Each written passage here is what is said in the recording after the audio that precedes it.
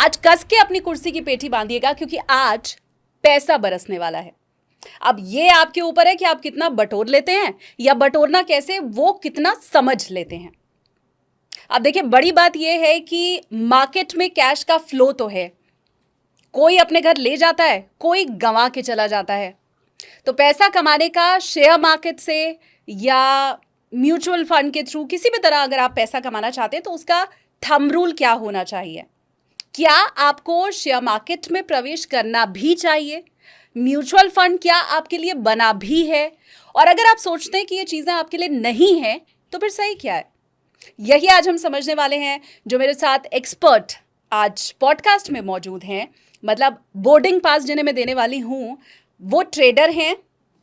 बहुत कम पैसों में बहुत ज़्यादा पैसा बनाया भी उन्होंने, और मैं तो खासकर आज ये समझना चाहूँगी कि उन्होंने गवाया कब कब है, कितना है, और उसके चलते डिप्रेशन हुआ क्या उन्हें। तो चलिए अब देर नहीं करते हैं, सीधा मैं आज का बोर्डिंग पास देती हूँ। मेरे साथ हैं ट्रेडर, इन्वेस्टर और सोशल मीडिया के ऊपर बहुत ज़्यादा एक्टिव, जहाँ से पूरा ज्ञान उनका आपको मिल सकता है, दीपक वाधवा जी। बहुत स्वागत है सर आपका। Thank you Shalini, thanks a lot, thanks for inviting me. लाल रंग की शर्ट पहन के आप आए हैं, और बीते कुछ दिनों से तो मार्केट का हाल भी ऐसे ही हो रखा है, बिल्कुल ऐसे खूनम खून चारों तरफ दिखाई दे रहा है। लाल रंग की बहार है। आपके पॉडकास्ट में भी ना कुछ लोग कमेंट करेंगे ये लाल टी शर्ट वाले चाचा हैं। अच्छा। तो people know me by this, क्योंकि मेरे पास ना ये मैं रेड टी शर्ट ही पहनता हूँ, और कम से कम 12-15 है मेरे वार्डरोब में, सारी ही यही हैं। तो मैं ना अपनी लाइफ को बहुत इजी कर देता हूँ। पहले क्या दिक्कत थी कि ब्लू पहनो, ग्रीन पहनो, येलो पहनो, आज ये दिन है, आज वो दिन है। मैंने कहा कुछ नहीं है, रेड पहनेंगे, बस बात ख़त्म। 15 मिनट बचते हैं ना, गए, निकाली, पहन ली, बस बात ख़त्म। सो स्टॉक मार्केट वालों को एक थंब रूल, जैसे आपने कहा, चीज़ों को, सिस्टम को और अपनी सोच को जितना सिंप्लीफाई कर देंगे उतना ज़्यादा पैसे कमा लेंगे। तो प्रोसेसेस जहाँ जहाँ इन्वॉल्व हैं उसे कट करते जाओ। अच्छा। हाँ, और ये लाइफ में भी इम्प्लीमेंट होता है। अब आप सोचिए, मेरी भी पत्नी है, आई एम सॉरी अगर वो देख रही है तो मैं भेज दूंगी लिंक। कितना ज़्यादा टाइम मैं क्या पहनूं, अच्छा इसके साथ ये जाएगा, अच्छा इसके साथ बैग नहीं मैच करेगा, इसके साथ मैं कौन से फुटवेयर पहनूं, अच्छा मेरे पास तो फुटवेयर नहीं है, चलो आज फुटवेयर लेके आते हैं। मतलब मेरा भी टाइम वेस्ट, उसका भी टाइम वेस्ट। पहनने के बाद किसी ने नहीं देखना। मैं सॉरी, मैं बीच में टोक के बोलूंगी, मैं आपकी वाइफ के साथ हूँ बिल्कुल। आपको लग रहा है कि ये टाइम वेस्ट है, वो समय का सदुपयोग कर रही है, क्या पता आपके हिसाब से वो टाइम वेस्ट है, उनके हिसाब से समय का सदुपयोग हो सकता है। अब ये भाई ने देखो, सामने हमारे जो कैमरा वाले भैया हैं, इन्होंने ये ब्लैक टी शर्ट, ये शर्ट पहनी है। ये कितना ज़्यादा 50 में से एक ढूंढ के लाए होंगे। अब मैं आया, आप आए, आपने नोटिस भी करी? मैं दूसरों को दिखाने के लिए, दूसरों के नोटिस करने के लिए क्यों पहनूं? एक्चुअली यही चीज़ है कि मेरे को कपड़े चाहिए सिर्फ अपना तन ढकने के लिए और अपने को खुश रखने के लिए। हरा पहनो, लाल पहनो, नीला पहनो, जो मर्जी पहनो, मैं खुश, मेरा पर्पस सॉल्व हो रहा है, आई एम हैप्पी, बस इतना ही है। तो मेरी खुशी दूसरी चीज में छुपी हो सकती है। दीपक वाधवा की खुशी और शालिनी कपूर तिवारी की खुशी एक ही चीज में थोड़ी हो मैं सकती तो ये है। नहीं कह रहा कि आप इसमें, लेकिन मैं I am just telling you, simplify करो। सिंप्लीफाई करो चीज़ों को। हाँ। तो आपके पास 15 मिनट लाइफ में एक्स्ट्रा मिल गए, जो आप किसी प्रोडक्टिव चीज़ में लगा सकते हैं। मैं ये व्यूवर्स के ऊपर छोड़ती हूँ, अगर मैं इसमें उलझ गई तो आगे हम टाइम वेस्ट कर देंगे। तो मैं ये व्यूवर्स के ऊपर छोड़ती हूँ, और मुझे कमेंट करके आप ये ज़रूर बताइएगा कि दीपक जी की ये जो राय है कि सिंप्लीफाई करो, और ये जो 15 मिनट किस रंग का कपड़ा पहनना है उसमें गंवा रहे हो, आपके हिसाब से भी क्या वो ठीक है? आप वो फॉलो आगे करने वाले हैं? प्लीज़ आप मुझे कमेंट करके बताइए। और इसको फिर हम सर यहीं पे छोड़ देते हैं। हरि अनंत, हरि कथा अनंता, ठीक है?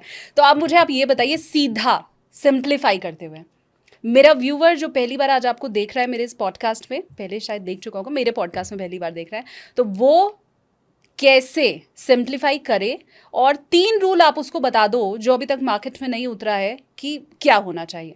सबसे पहले हमें ये डिसाइड करना पड़ेगा कभी भी जब हम इन्वेस्टमेंट करते हैं कि हमारा गोल क्या है। क्या ये इन्वेस्टमेंट हमें 10 दिन में चाहिए, 10 साल में चाहिए, 30 साल में चाहिए, कितने लंबे ड्यूरेशन के लिए हमें इन्वेस्ट करना है, ठीक है। क्योंकि इन्वेस्टमेंट लोगों को लगता है पैसा इन्वेस्ट किया जाता है, पैसे के साथ साथ समय इन्वेस्ट किया जाता है, तब वो इन्वेस्टमेंट मैच्योर होती है। कभी भी केवल पैसा इन्वेस्टमेंट नहीं होता। तो मेरे को अगर 1 साल बाद पैसा चाहिए तो I have different ways of investing. मुझे 5 साल के लिए इन्वेस्ट करना है तो मैं अलग इंस्ट्रूमेंट्स में करूँगा, मेरे को बहुत लंबे समय के लिए करना है तो अलग चीज़ में करूँगा। सेकेंडली, मैं इन्वेस्ट कर क्यों रहा हूँ, ये भी बहुत ज़रूरी है। क्या मेरे को इससे अपेक्षा है, यानी कि मुझे 7% कमाना है, 15 कमाना है, 30 कमाना है, 50 कमाना है, या डबल करना है पैसा। ये भी बहुत बड़ा एक सब्जेक्ट है जिसको लोग ध्यान नहीं रखते। तीसरा, जो थंब रूल वाली बात कही, क्या मैं अपनी इन्वेस्टमेंट को लेके ग्रीड तो नहीं कर रहा। आपके साथ स्कैम होएगा ही शालिनी तब जब आपकी ग्रीड इन्वॉल्व होगी। अगर आप मुझे बता दो ग्रीड नहीं इन्वॉल्व, स्कैम हो ही नहीं सकता। Whenever you will fall prey in any Ponzi scheme, 100% scam होएगा। आप जाओ, एक सुनार है, 80,000 गोल्ड का रेट चल रहा है, वो 80,000 में दे रहा है। आप गए, आपने पैसा दिया, माल लेके आ गए, सब कुछ ठीक है। आप गए, उसने कहा जी 80 की जगह मैं 70 दे रहा हूँ, 100% स्कैम होएगा। कोई सस्ता क्यों देगा आपको। आप गए, आपने देखा कि मेरे यहाँ या मेरे सेक्टर में तो जो लैंड का रेट है या फ्लैट का रेट है वो 10,000 है या 20,000 है, कहीं 15-20 के सामने 10 मिल रही होगी, स्कैम होएगा। पेपर पूरे नहीं होंगे, अप्रूवल्स नहीं होंगे, एग्रीकल्चर लैंड होएगी, पता लगा वो लैंड ही उसकी नहीं है, फर्जी पेपर हैं। क्योंकि कोई भी आदमी सस्ता क्यों देगा। ये चीज़ जिस दिन सब लोग समझ जाएंगे उस दिन स्कैम होना या ट्रैप होना ये सब बंद हो जाएगा। तो ये 3 थंब रूल है जो आपको इन्वेस्टमेंट शुरू करने के पहले सोचना चाहिए, जान लेना चाहिए, समझ लेना चाहिए। फिर अब तो ये बहुत वास्ट हो गया कि आपका मोटिव क्या है और अलग अलग इंस्ट्रूमेंट क्या हैं। हाँ, वो मोटिव, हाँ। अब जैसे आपको 1 से 2 साल में पैसा चाहिए तो आप लगाएंगे फिक्स जहाँ कन्फर्म हो रिटर्न। जैसे FD, मेरे को पता है 7% मिलेगा लेकिन 2 साल बाद मुझे पैसा मिलेगा। अब जैसे आपका कोई बच्चा है और उसको 2 साल बाद एजुकेशन के लिए पैसा चाहिए, so you can not take a risk, आपको तो पैसा चाहिए। अब अगर आपने उसको शेयर मार्केट में लगा दिया, पहले साल उसने बम्पर रिटर्न दी, दूसरे साल जब तक मैच्योरिटी आनी थी मार्केट गिर गया, जैसे अभी 3 दिन में गिरा है, ट्रंप साहब ने बोला और मार्केट गिर गया। अब आपको 2 लाख रुपए थे या 5 लाख थे या 50 लाख थे, वॉटेवर, वो 30% क्रैश में चला गया। अब आपकी तो इन्वेस्टमेंट कट गई। तो पैसे का नुकसान आपका हुआ लेकिन आपने अपने बच्चे के कैरियर के साथ खिलवाड़ कर दिया। अब समझ आई कि गोल क्यों इंपॉर्टेंट है। आपने मर्सिडीज के लिए पैसा जोड़ा और आपकी होंडा सिटी आ गई, वहां तक बात समझ आती है, कोई दिक्कत नहीं है, नहीं रिटर्न आया, लॉस हो गया। लेकिन when it comes to certain critical decisions of your life, then you cannot risk your money. क्या जो जॉब कर रहा है जिसकी ज़्यादा से ज़्यादा सैलरी मैं मान लूँ 20 से 25,000 है, क्योंकि देश में एक बड़ी आबादी है जो इतना ही कमा रही है, खासकर Tier 3 सिटीज़ की अगर मैं बात करूँ, तो क्या उन्हें भी आप एडवाइस करते हैं कि अपने सैलरी का एक पार्ट शेयर मार्केट या म्यूचुअल फंड में इन्वेस्ट करो? जिस आदमी के अकाउंट में कभी भी 25 लाख रुपए एक साथ नहीं है, उसको स्टॉक मार्केट में डायरेक्ट नहीं आना चाहिए। ओके। हाँ, मान लीजिए आपकी 5 लाख सैलरी है, हाँ, आप 1 लाख बचा लेती हैं, अगले साल फिर 5 आई, फिर आपने बचा लिया 1, आपको नहीं आना चाहिए डायरेक्ट, जब तक आपके अकाउंट में आप 25 लाख एक साथ ना देख लें। जी, अच्छा। जी, क्योंकि छोटे पैसे वाला बाजार में पैसे दे के ही जाता है। तो इसलिए उसके लिए क्या बेहतर है, अगर वो 1 लाख कमा रहा है, 25,000 कमा रहा है, 50,000 कमा रहा है, मुझे नहीं पता वो कितना कमा रहा है, वो 1,000 रुपये सेव करता है ना, तो 1,000 रुपये का म्यूचुअल फंड ले ले। अब म्यूचुअल फंड में भी फिर कई कैटेगरीज हैं। अगर उसका विज़न ये है कि मेरे को बहुत लंबे टाइम तक, मतलब 1,000 रुपये हैं उसके पास, अब उसमें 500 रुपये तो वो ये सोचता है मैं 30 साल इसे देखूंगा नहीं, लेकिन 500 में 250 रुपये जो हैं वो मुझे 10 साल बाद चाहिए, मेरे को शादी करनी है या मेरे को बच्चा है या जो भी XYZ, और बाकी मुझे 15 साल में है।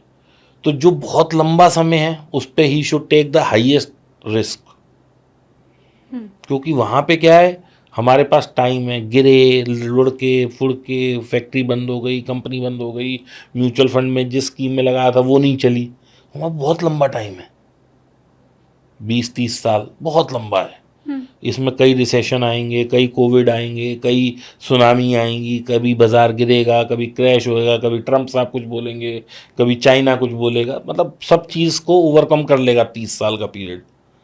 लेकिन फिर वही चीज़ कि मुझे अगर 10 साल बाद कोई एक गोल है तो उसमें कम पैसा लगाना है, तो मुझे लार्ज कैप में जाना है। 5 साल है तो मुझे और बेटर कंपनीज में जाना है। तो म्यूचुअल फंड में भी कैटेगरीज होती हैं, large cap, mid cap, small cap, thematic. तो मुझे जो पैसा लगाना है वो अपने गोल और अपनी नीड को समझते हुए लगाना है।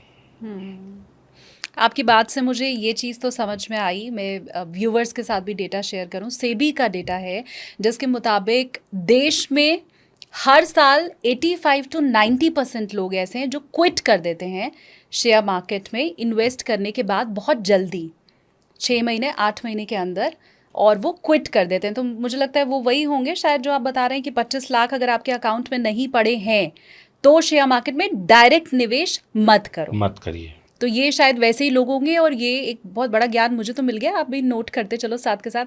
लेकिन उसी सेबी का दूसरा डेटा ये भी कहता है सर कि हर साल इतने लोग क्विट करते हैं, लेकिन हर साल लाखों डीमैट अकाउंट भी खुल रहा है जी, आधे निकल रहे हैं, उससे ज़्यादा घुस रहे हैं।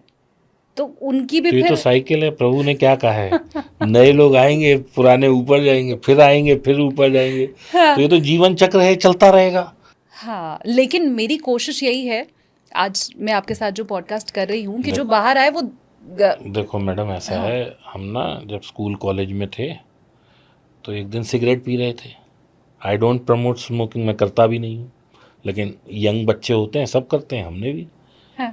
तो एक किसी ने हमसे कहा दिस इज स्लो पॉइजन, तो दूसरे ने जवाब दिया कि हमें ही कौन सा मरने की जल्दी है।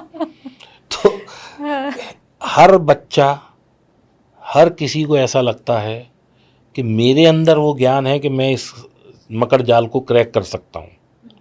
तो हर आदमी कोशिश करता है, वो नए म्यूचुअल वो खुलते हैं डीमैट अकाउंट्स। और जो लोग, ये आपका डेटा मैं क्लियर कर दूं, आप 85% कह रही हैं, सेबी का डेटा कहता है 93% people are in losses, only 7% is the success ratio.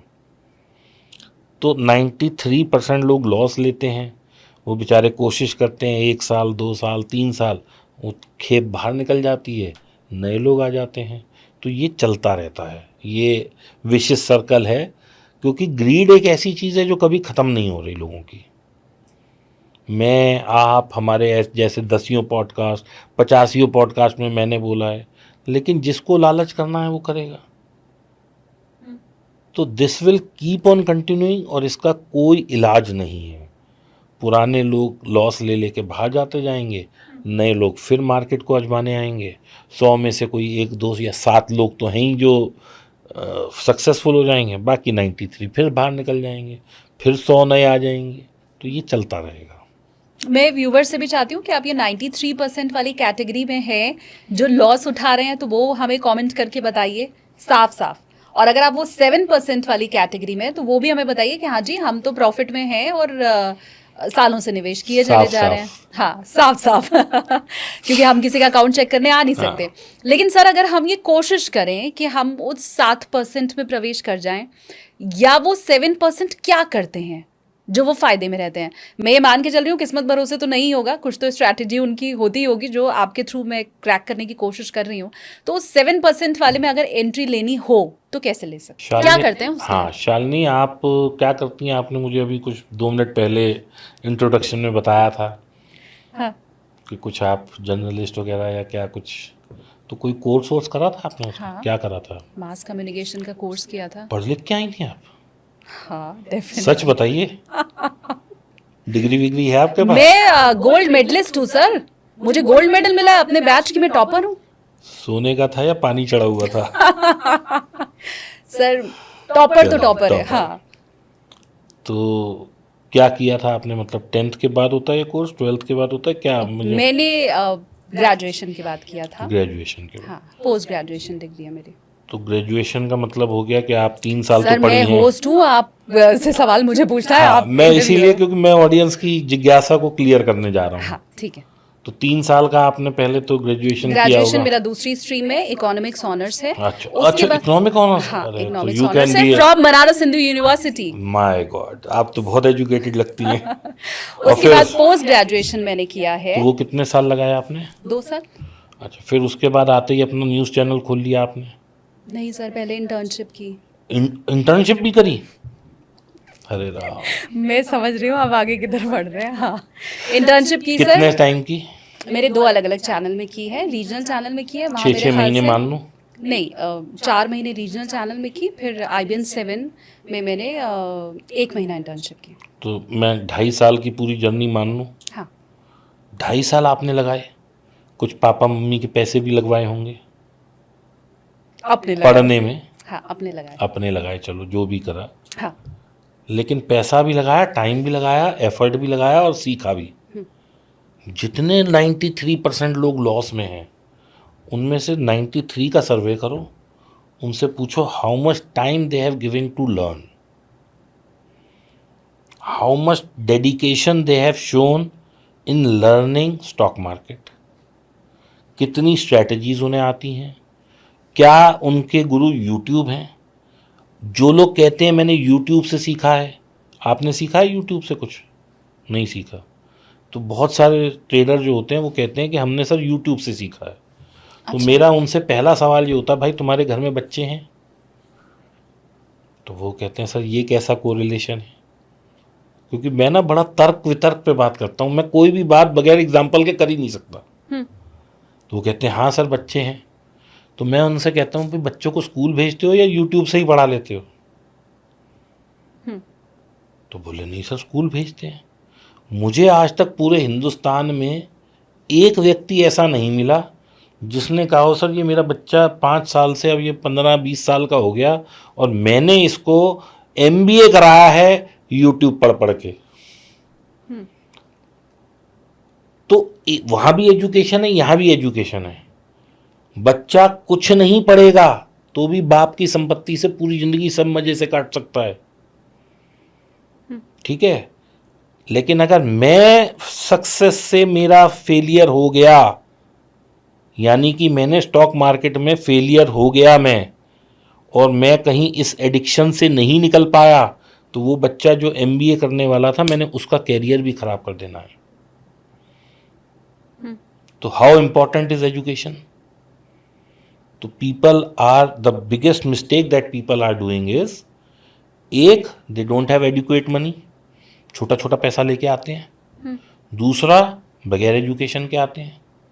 अब बगैर एजुकेशन के तो आप गाड़ी तक नहीं चला सकते। आप गाड़ी भी चलाते हो तो किसी यार दोस्त के साथ, किसी ड्राइविंग स्कूल में किसी से सीखते हो ना, पापा से, मम्मी से, खुद से, या ड्राइविंग स्कूल से। ऐसा तो नहीं है कि गॉड गिफ्ट है, किसी को ब्रह्मा जी ने एकदम से ऐसे बिजली गिराई और भाई मैं I am a good driver now, चल भाई, ऐसा नहीं होता ना।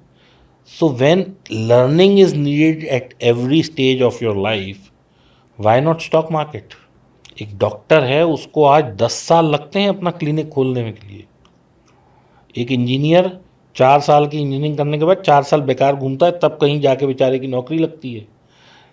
फॉर दैट मैटर एक टीचर ग्रेजुएशन करने के बाद उसे कहती है सरकार भाई B.Ed करके आ। BSc MSc वाले के बाद भी कहते हैं B.Ed करो तो टीचर की जॉब मिलती है। तो जब हर जॉब में आपको टाइम देना पड़ता है, CA हो गया, CS हो गया, वकील हो गया, 4-5 साल तो लर्निंग कर्व है ही है सबका। पर ट्रेडर सुबह 9:15 बजे बैठा, 10:30 बजे तक उसका सब लर्निंग कर्व खत्म हो गया, वो ट्रेडर बन गया 1 घंटे में। तो वो तो करोड़ों खो के जाएगा ही ना, क्योंकि जो जीत रहा है वो लर्नेड है, उसने सीखा हुआ है। क्योंकि आपको मैं बता देता हूँ, ट्रेडिंग में it's a zero sum game. Zero sum game क्या होता है कि आप मैं 4 लोग बैठ के यहाँ ताश खेल रहे हैं, मान लीजिए सबके पास 1000 हैं, तो ये 1000 ही रहने वाले हैं, यानी कि 5 लोग खेल रहे हैं तो 5 ही 1000 हैं पूल में।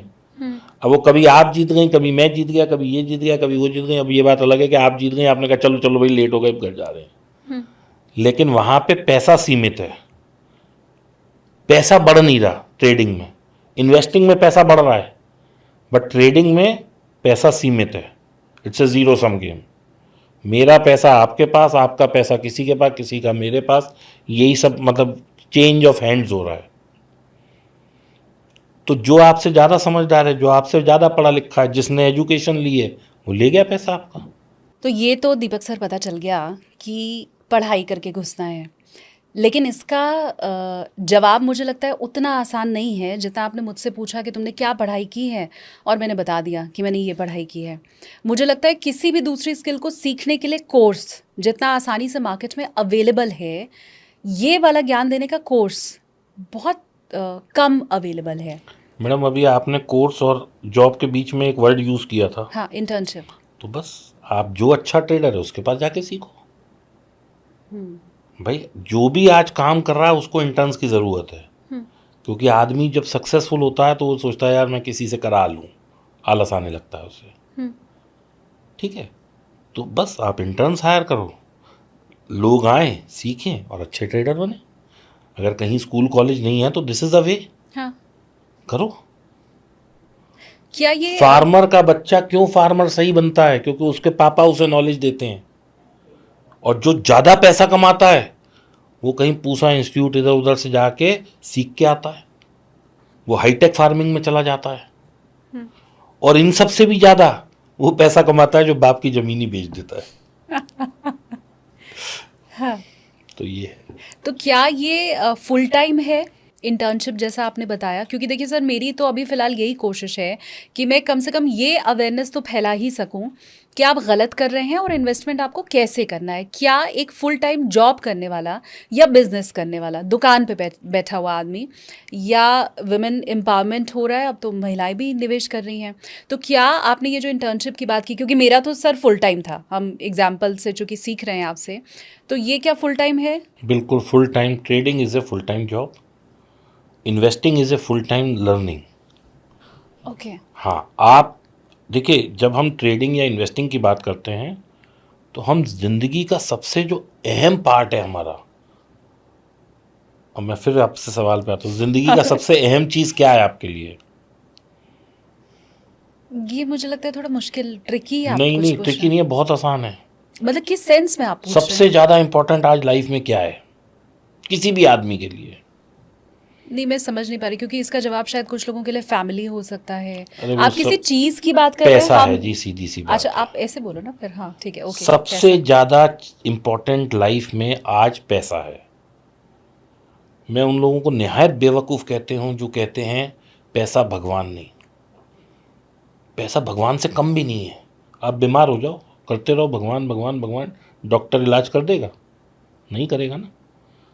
तो पैसा ज़रूरी है, और इसकी इम्पोर्टेंस जितनी जल्दी हम अपनी लाइफ में समझ जाएं, यंग लोग जितने देख रहे हैं उतना ज़्यादा अच्छा है, या बड़े लोग देख रहे हैं तो अपने बच्चों को ये सिखाना शुरू करें।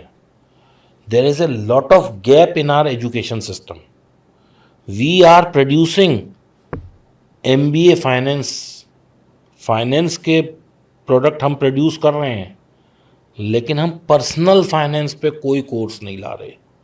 ना हमें स्कूल में सिखाया जाता है, ना कॉलेज में सिखाया जाता है, ना डॉक्टर को पता है कि मुझे अपना पैसा वाइजली कैसे इन्वेस्ट करना है, ना इंजीनियर को पता है, किसी को नहीं पता कि मेरे को अपना पैसा वाइजली कहाँ डालना है। जबकि ये तो सबकी ज़रूरत है।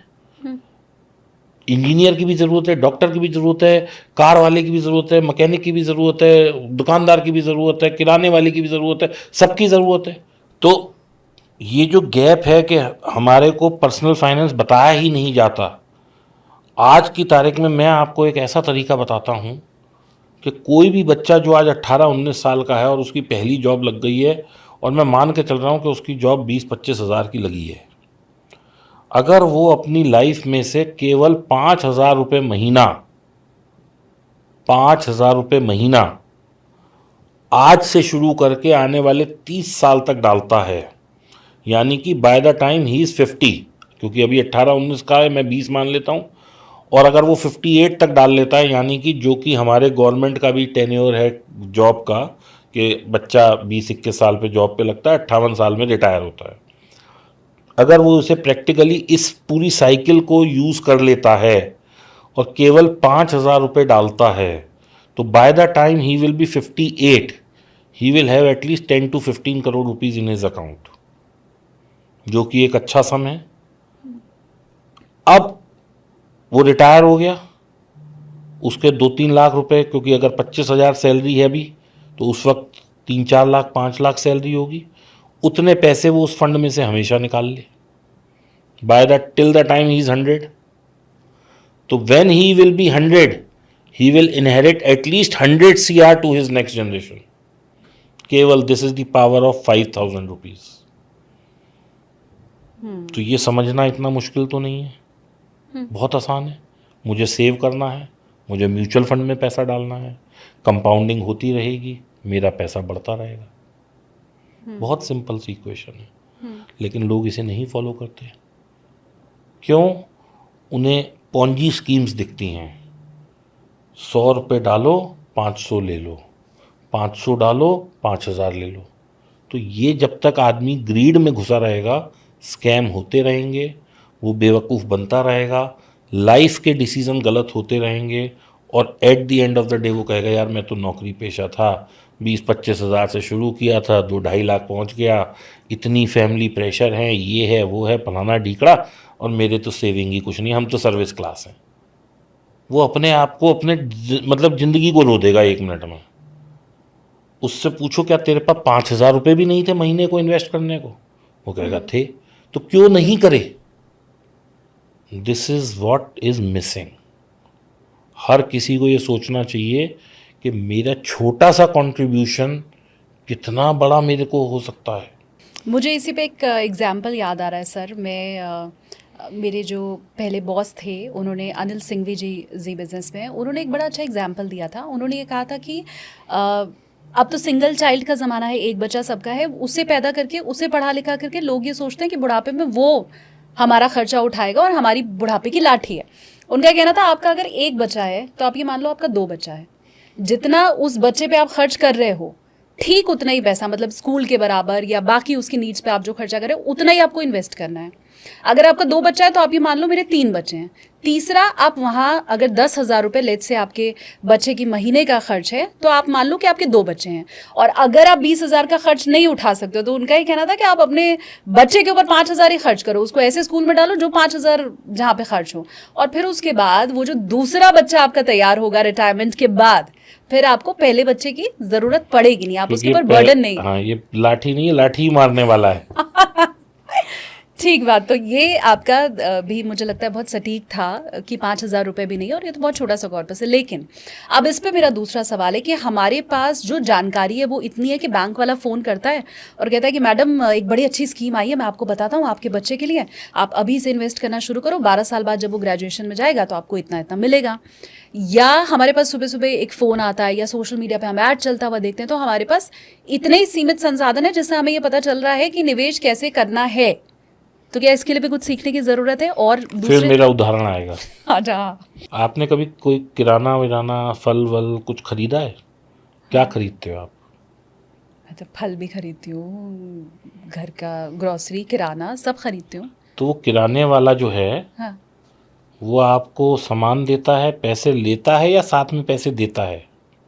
लेता है ऑब्वियसली। पक्का? हाँ, लेता है? हाँ, श्योर? हाँ, सब सारे व्यूवर्स के साथ भी ऐसे ही सबके है। साथ भी ऐसे ही है? हाँ, मैं बोल रही हूँ उनके बिहाफ तो पे। जो फोन कर रहा है वो क्यों पैसे दे रहा है? ये समझना पड़ेगा कि वो फोन आपके लिए नहीं कर रहा, वो अपने पैसे लेने के लिए कर रहा है। No one is so kind other than your parents in your life and your wife or your husband जो एक दूसरे के लिए कर रहे हैं। यहाँ पे मैं बोलूँगा, जिन पेरेंट्स जो बड़े हो चुके हैं उनके बच्चे भी नहीं कर रहे, पेरेंट्स कर रहे हैं, बच्चे रेसिप्रोकेट नहीं कर रहे। आपको सिर्फ पैसा आपकी अपनी स्किल सेट और सेविंग्स देंगी। वो फ़ोन वाला, बैंक वाला, वो सब अपने टारगेट पूरे कर रहा है और वो अपना कमाई कर रहा है, वो आपको नहीं कमा के देगा। आपके लिए you are the best person to earn. आपका जूता आपको कहाँ काट रहा है, ये दिस यू ओनली नोज, मैं नहीं आइडेंटिफाई कर सकता। ऐसे ही finance is a very personal, तभी पर्सनल फाइनेंस बोला गया उसे। हर किसी की पैसे की नीड अलग है, हर किसी की एक्सपेक्टेशन अलग है, हर किसी की एस्पिरेशंस अलग है। मुझे मर्सिडीज लेनी है, आपको रॉयल्स रॉयल लेनी है, हो गया ना फर्क।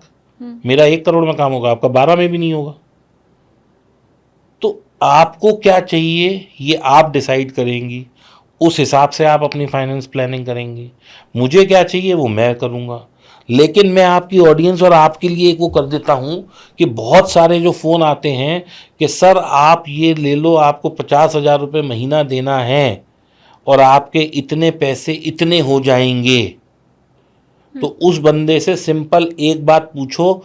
मेरे को इस पॉडकास्ट के बाद कई जगह से गालियाँ मिलने वाली हैं कि सर इसका ROI बता दो, आप स्कीम का क्या है। वो जवाब नहीं दे पाएगा आपको।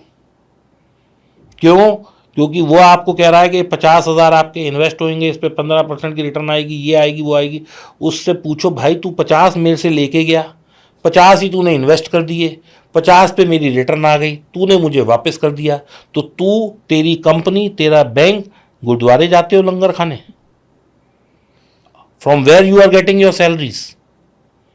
दैट मीन्स कि you are hiding something from me कि ये 50,000 में 50,000 इन्वेस्ट नहीं होगा। बात को समझो आप। 50,000 के तुम मुझसे कह रहे हो कि तुम मुझे 25 लाख दोगे, कितने % की रिटर्न है ये? कहां से लाओगे? मार्च से आएगी क्या पैसे?